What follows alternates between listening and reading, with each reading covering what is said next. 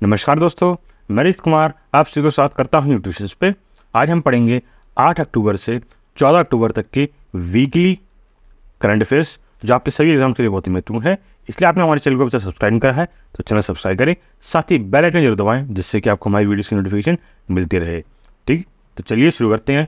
लेकिन उससे पहले आप हमारे टेलीग्राम चैनल को ज्वाइन करें, यहाँ पर सभी वीडियोस की नोटिफिकेशन और PDF मिल जाएगी। ठीक, और PDF जो टेलीग्राम चैनल है उसका लिंक जो है वो आपको डिस्क्रिप्शन बॉक्स में मिल जाएगा, वहाँ से आके आप हमारे टेलीग्राम चैनल को ज्वाइन कर सकते हैं। तो चलिए शुरू करते हैं पहले क्वेश्चन से। आज का पहला क्वेश्चन ये रहा, आपको बताना है how many medals has India won in Asian games 2023। तो एशियन गेम 2023 में भारत ने कितने मेडल जीते हैं? सही आंसर आपका है ऑप्शन ए 107 मेडल। जी हाँ, 107 मेडल जीते हैं भारत ने एशियन गेम्स में 2023 में। ठीक है, तो आपको बता दें कि ये जिसमें जो आपके एशियन गेम्स चले थे चाइना के अंदर हुए थे, आपके सारे गेम्स है ना।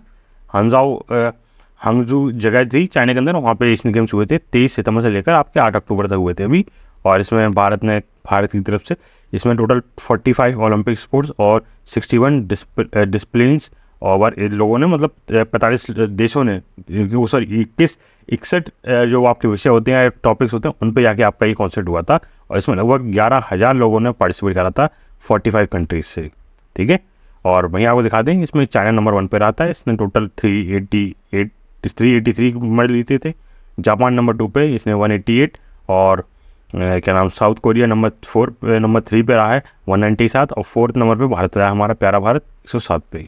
ठीक है, तो चलिए फिर आगे बढ़ते हैं अगले क्वेश्चन पे। आपको बताना है how many new districts have been announce in Rajasthan. तो राजस्थान में हाल ही में कितने नए जिलों की घोषणा करी गई है? तो सही आंसर आपका है ऑप्शन बी 3। जी हाँ, अब राजस्थान में 3 नए राज्यों की घोषणा करी गई है। तो इसके बारे में जानकारी बता दें कि जो राजस्थान के मुख्यमंत्री हैं अशोक गहलोत, इन्होंने बताया है कि राजस्थान के अंदर 3 नई डिस्ट्रिक्ट बनाई जाएंगी। इनका नाम होगा मलपुरा, सुजानगढ़ और आपका तीसरी जगह कौन सी हो गई? कुचामन। ठीक है, तो कुचामन ये आपकी 3 आपकी ये नई जगह होंगी आपकी। ठीक है, और इसी के साथ ही जो आपका जो राजस्थान राज्य है उसमें 53 डिस्ट्रिक्ट्स हो गई हैं। अभी कितने थे? 50 डिस्ट्रिक्ट थे अभी आपके, अब कितने 3 ऐड कर दिए इसमें, तो कितने हो गए? 53 डिस्ट्रिक्ट्स हो गई हैं पूरे राजस्थान में। ठीक है, आप बता दें इससे पहले अब 19 नई डिस्ट्रिक्ट्स का अपना गठन किया गया था और 3 नए डिवीजन्स बनाए गए थे राजस्थान में अभी कुछ ही टाइम पहले, जहाँ पुरानी बात नहीं है।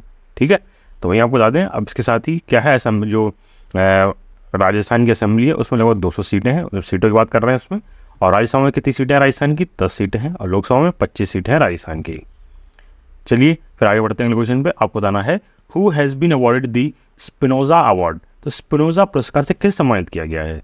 तो सही आंसर आपका है ऑप्शन सी डॉक्टर ज्योतिया गुप्ता। जी हाँ, आप देखते हैं फोटो, ये ज्योतिया गुप्ता जी, इनको सम्मानित किया गया है आपका किससे? स्पिनोजा अवार्ड से।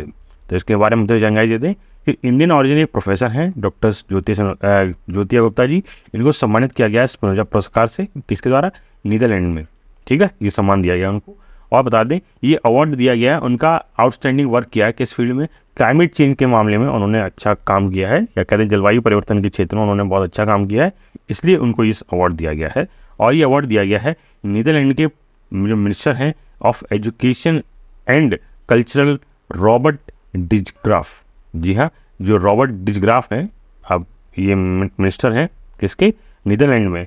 किसके मिनिस्टर हैं? Minister of education and science culture के। उन्होंने ये सम्मान दिया है डॉक्टर ज्योतिया गुप्ता जी को। ठीक है, कहाँ पे? एक आपकी सेरेमनी हुई थी, कहाँ पे? हेग, जो आपकी सेरेमनी वहाँ पे दिया गया है।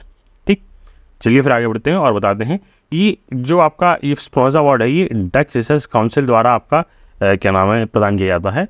इसमें क्या नाम है, इस अवार्ड में 1.5 मिलियन यूरो का एक आपका प्राइज़ होता है।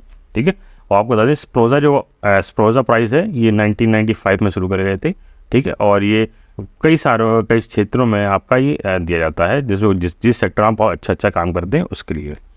चलिए फिर आगे बढ़ते हैं क्वेश्चन पे। आपको बताना है who has been appointed as the brand ambassador of Reliance Jio mart.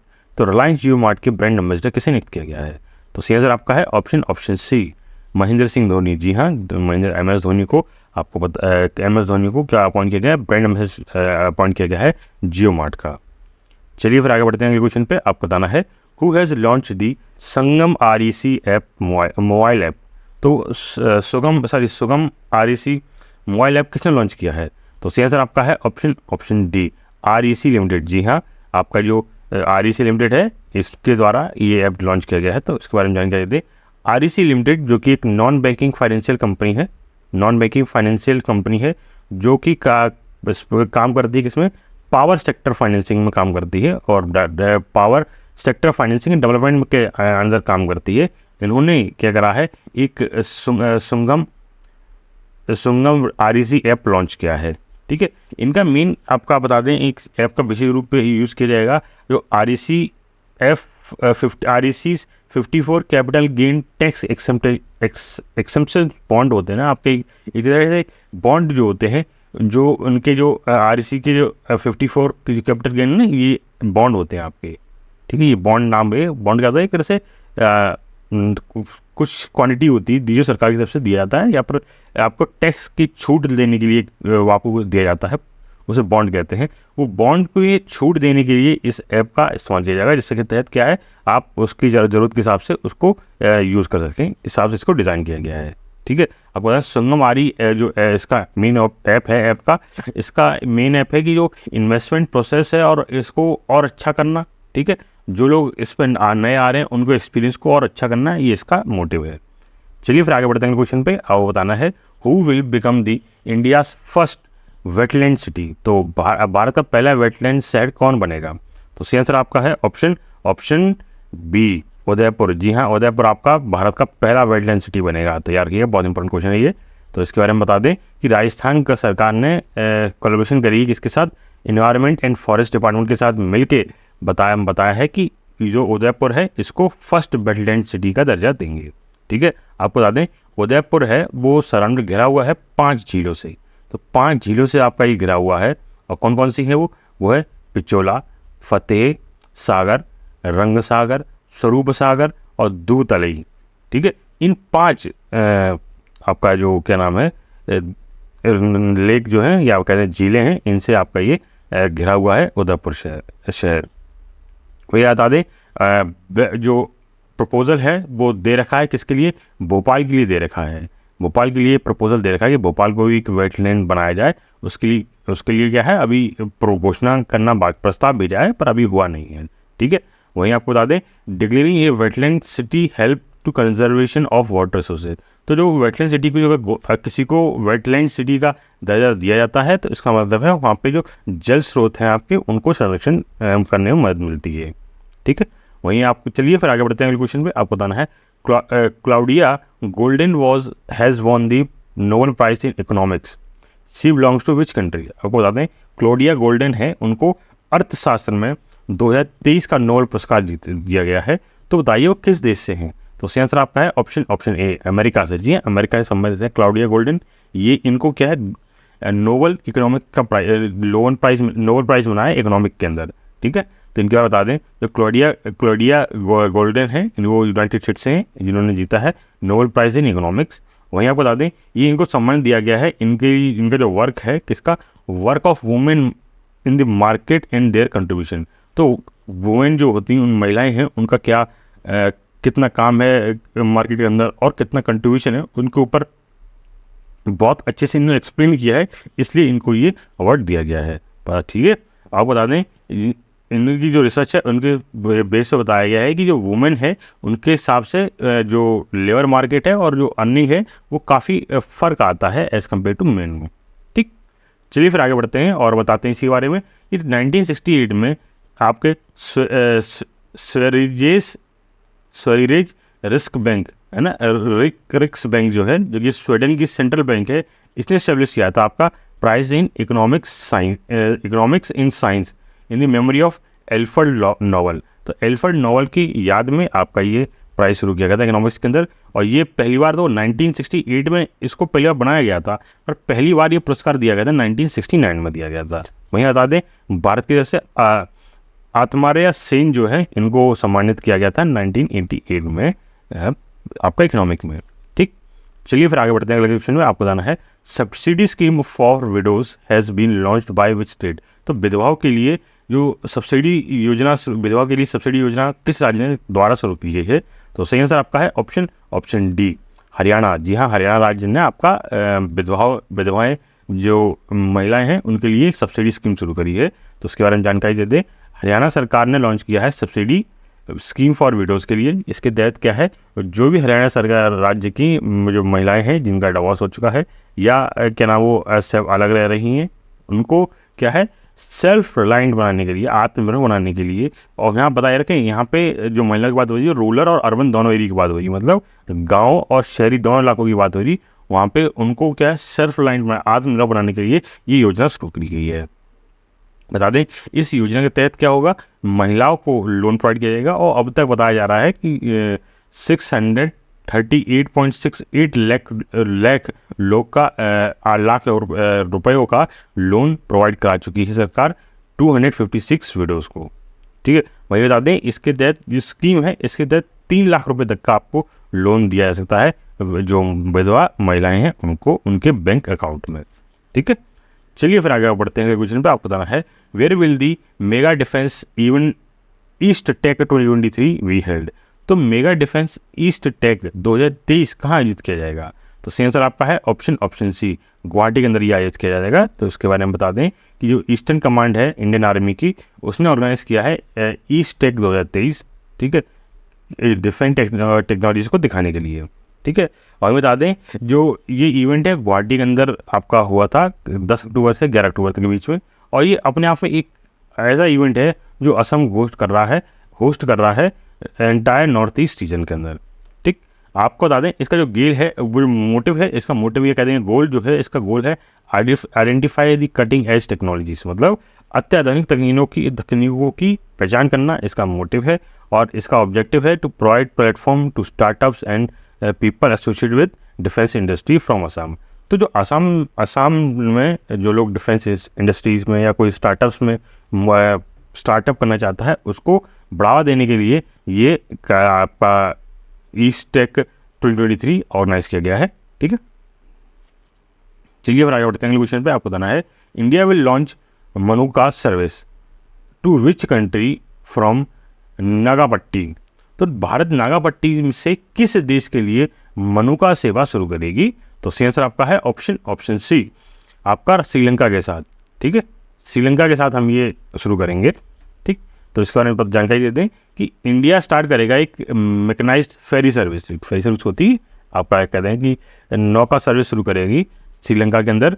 कब, कहाँ से? आपका नागापट्टिनम जो जगह है तमिलनाडु के अंदर आज 10 अक्टूबर 2023 से शुरू कर दी गई है। आपकी मान लीजिए शुरू कर दी गई है ये सर्विस। ठीक है, और ये फेरी सर्विस आपकी नागापट्टनम से जाएगी यहाँ से इंडिया से नागापट्टनम जाएगी और यहाँ पे कहाँ पहुँचेगी आपका ये वो जगह है आपका कनकेश थुरई पोर्ट। जो कनकेश थुरई पोर्ट है कहाँ पे? श्रीलंका में पोर्ट है, यहाँ जाएगी और इसका जो टोटल टाइम टेकन होगा वो 30 मिनट होगा आपका।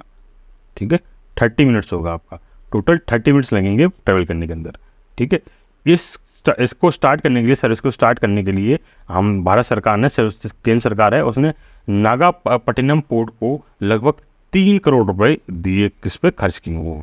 ठीक है, चलिए फिर आगे बढ़ते हैं क्वेश्चन पे। आप बताना है where is all India police science congress held. तो ऑल इंडिया कहते हैं पुलिस साइंस कांग्रेस कहाँ आयोजित की गई है, या कहते हैं अखिल भारतीय पुलिस विज्ञान कांग्रेस कहाँ आयोजित की गई है? तो सही आंसर आपका है ऑप्शन डी, देहरादून के अंदर। जी हाँ, देहरादून के अंदर ये आपका all India police science Congress आयोजित की गई है। तो इसके बारे में बता दें 49th all India police science Congress जो भी है आयोजित की गई है उत्तराखंड पुलिस द्वारा। किसके द्वारा? उत्तराखंड पुलिस द्वारा आयोजित की गई थी। 7 अक्टूबर को आयोजित की गई थी ये, और कहाँ आयोजित की गई थी? तो फॉरेस्ट रिसर्च इंस्टीट्यूट देहरादून के अंदर आयोजित की गई थी। इसकी थीम थी पुलिसिंग इन अमृतकाल, मतलब अमृतकाल में पुलिसिंग की इसकी थीम थी। इंपॉर्टेंट है, याद रखिएगा इसको। ठीक है, इसके तहत इसमें क्या है आपका bureau of police research and development जो है ये इसमें था आपका।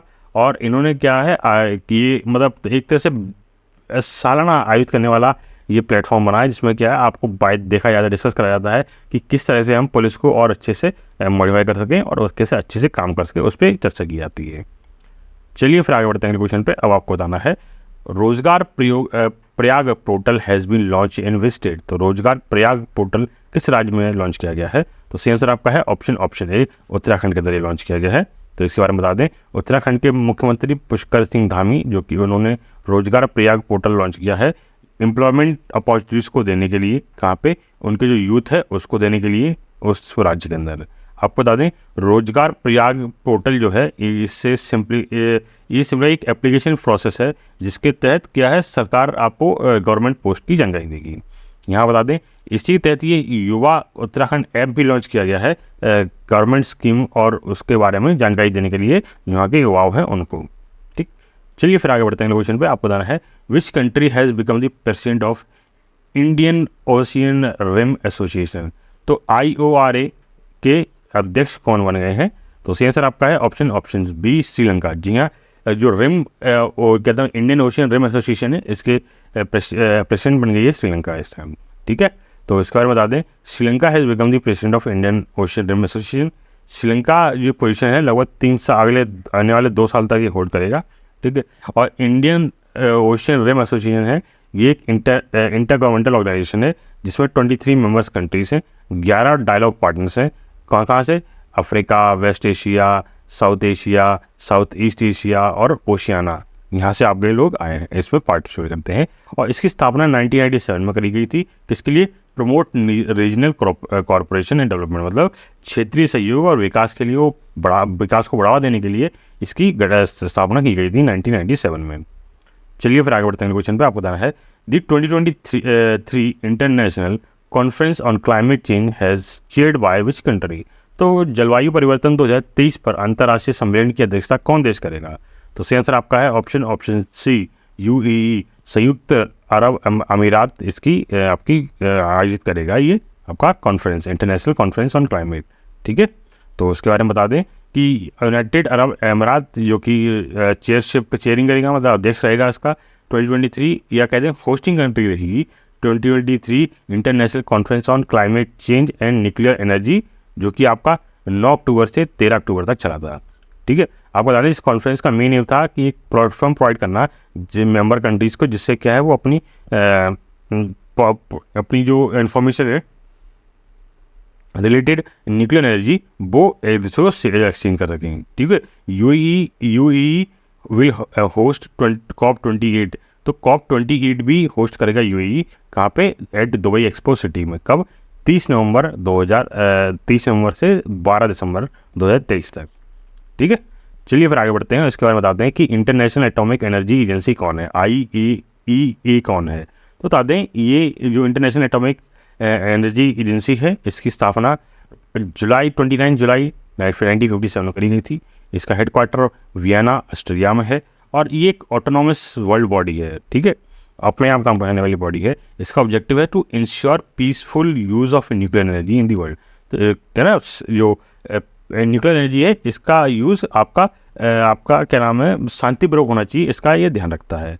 इस strives to stop the military use of nuclear energy, तो ये रोकता है मिलिट्री यूज़ का न्यूक्लियर एनर्जी को। ठीक है, तो न्यूक्लियर एनर्जी को मिलिट्री यूज़ के लिए ये रोकता है। चलिए फिर आगे बढ़ते हैं क्वेश्चन पे। आपको बताना है how many sports disciplines will be included in 37 national games? तो 37वें राष्ट्रीय खेलों में कितने नए खेल विधाएं शामिल की जाएंगी? तो सही आंसर आपका है ऑप्शन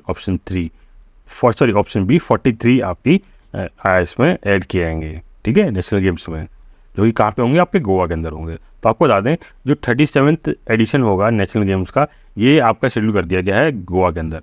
ठीक है, वहीं आपको बता दें ये कई सारे डिलो के बाद ये इवेंट क्या है आपका 26 अक्टूबर से 9 नवंबर के बीच होगा गोवा के अंदर पहली बार।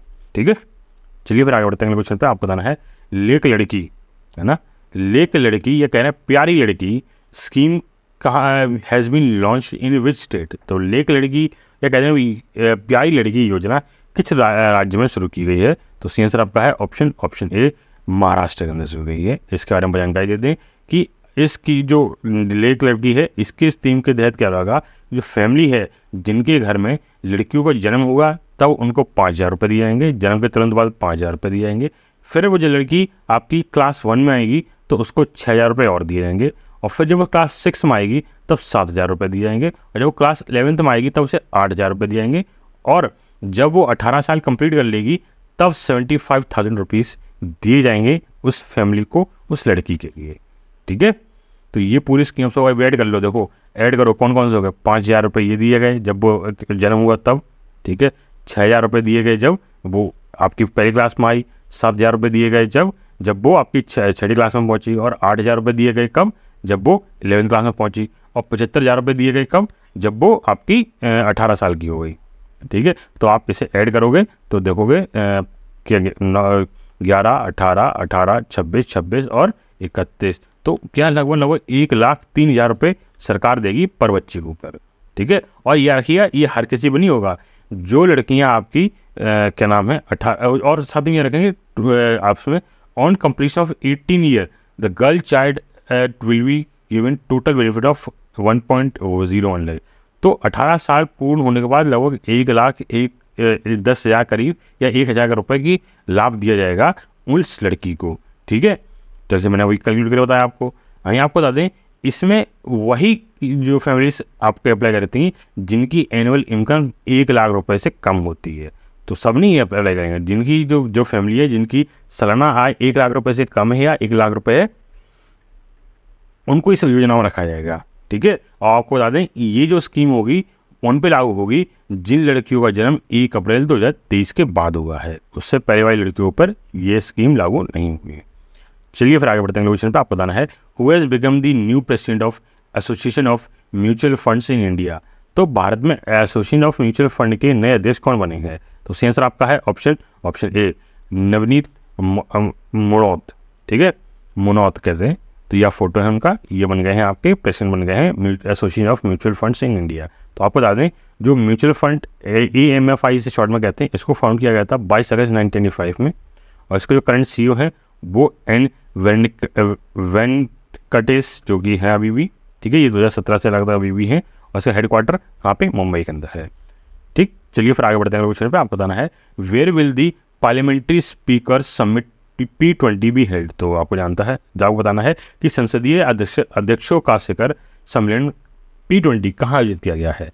तो आपको पता है हाल ही में G20 समिट चल रही है, उसी का ये पार्ट होता है P20 summit. Parliamentary speaker summit होती है, ये G20 समिट का ही एक पार्ट है जो उसमें भारत का है, उसकी इस बार अध्यक्षता कर रहा है। तो सही आंसर इसका आपका है ऑप्शन सी, दिल्ली के अंदर आपका हो रहा है। कब हुआ था ये आपका? 12 अक्टूबर से 14 अक्टूबर तक होगा। जब मैं ये रिकॉर्ड कर रहा हूँ आज तब तक ये आपका होगा। और ये 9th आपका G20 पार्लियामेंट्री समिट हो रहा है, ये P20 समिट हो रहा है। ठीक, चलिए आगे बढ़ते हैं। आलोचना आपको बताना है the 16th agricultural science Congress is being held in which city of India. तो 16वीं कृषि विज्ञान कांग्रेस भारत के किस शहर में आयोजित की जा रही है? तो सही आंसर आपका है ऑप्शन ए कोची के अंदर। जी हाँ, कोची के अंदर ये आयोजित की जा रही है आपकी। ठीक है, एग्रीकल्चर साइंस कांग्रेस 2023। और ये आपके 10 अक्टूबर से 13 अक्टूबर तक चलाई गई थी कोची केरल के अंदर। इसके बारे में बता दें जो कि आपके यूनियन मिनिस्टर हैं किसके, fisheries animal husbandry and dairy के कौन, पुरुषोत्तम रूपल, इनके द्वारा आयोजित उद्घाटन किया गया है 16th एग्रीकल्चर साइंस कांग्रेस का कोची केरल के अंदर। ठीक है, इसकी थीम क्या रही है? इसकी थीम रही है transforming agri food system to achieve sustainable development goals. तो इसकी थीम बहुत इंपॉर्टेंट है, याद रखिएगा। यहाँ आपको बता दें जो 16th एग्रीकल्चर साइंस कांग्रेस है, इसको बताया था मैंने आपको कि कोची के अंदर आपका होगा, केरल के अंदर। कहाँ पे? 10 अक्टूबर से 13 अक्टूबर के बीच में। और होटल ले मेड्रिन में आपका ये आयोजित किया जाएगा।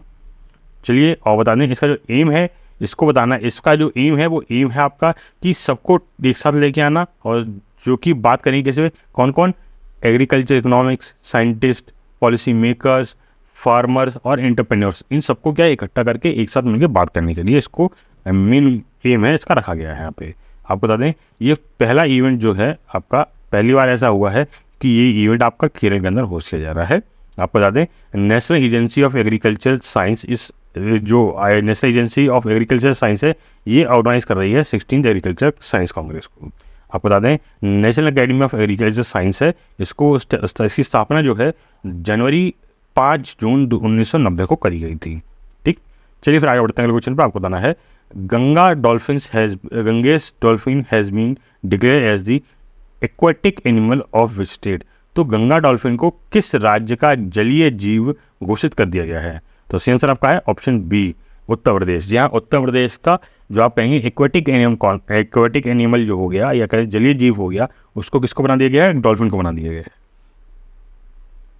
ठीक, तो चलिए बताते हैं आपको। उत्तर प्रदेश के मुख्यमंत्री योगी आदित्यनाथ जी ने ऑफिशियली अब ये बात डिक्लेयर कर दी है कि जो आपकी गंगा में रहने वाली डॉल्फिन्स हैं, इनको क्या है, अब एक्वेटिक एनिमल का दर्जा दिएगा राज्य का।